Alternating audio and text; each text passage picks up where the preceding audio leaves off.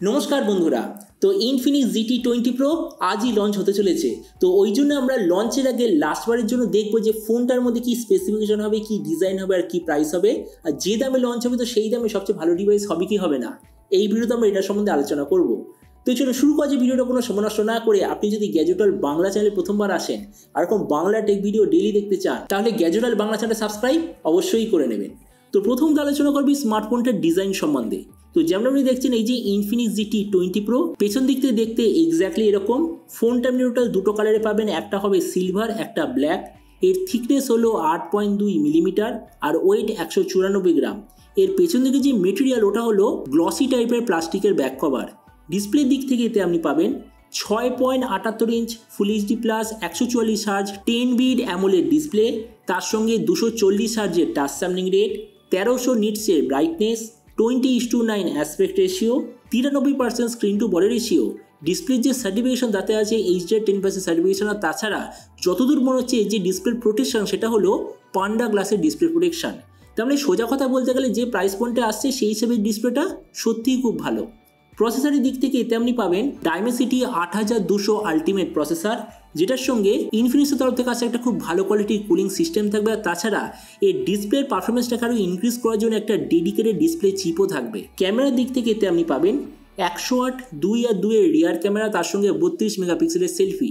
এর যে 108 মেগাপিক্সেলের রিয়ার ক্যামেরা ওটা আসলে হলো স্যামসাং HM6 সেন্সার, যেটার সঙ্গে একটা OIS এর অপশন আপনি পাবেন। এই যে স্মার্টফোনটা টোটাল দুটো ভেরিয়েন্টে লঞ্চ হবে, একটা হলো 8/256 GB, দ্বিতীয়টা হলো 12/256 GB।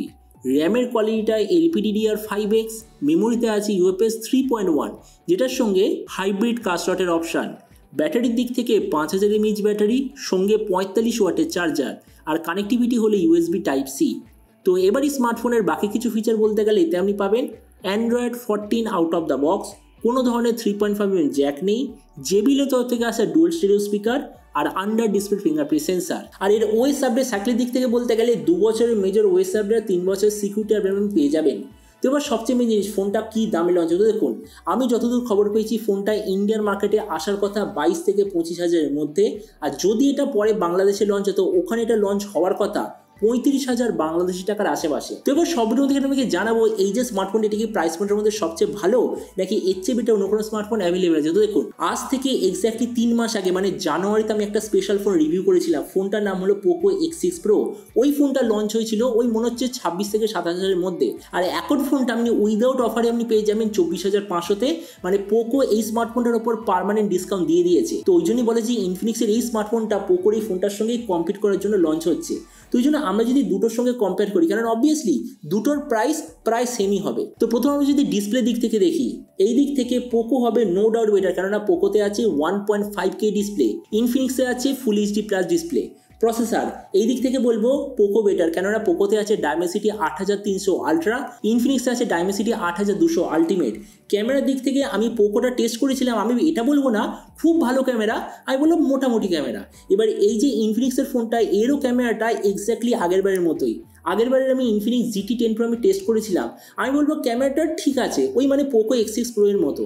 তার মানে একটা জিনিস দেখুন, এতে 108 মেগাপিক্সেল ক্যামেরা হওয়া সত্ত্বেও যতদূর মনে হচ্ছে এর যে আলটিমেট কোয়ালিটি সেটা হবে পোকো X6 এর মতোই। মানে ক্যামেরার দিক থেকে আমি বলবো প্রায় সেম।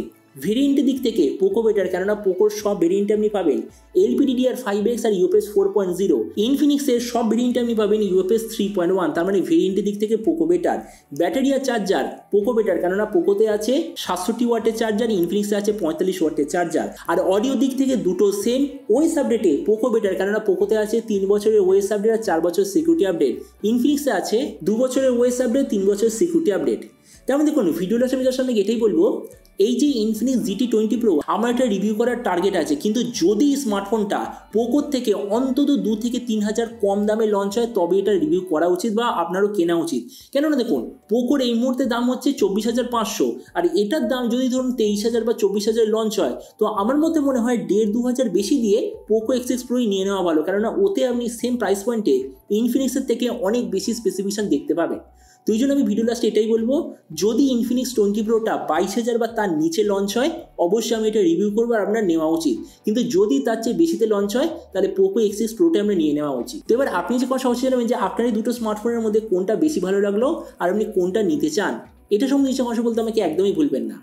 তো চলুন দেখা হবে আগামীকাল একটা টেক ভিডিওতে। Till then stay tuned and always remember, think positive, be positive. Thank you.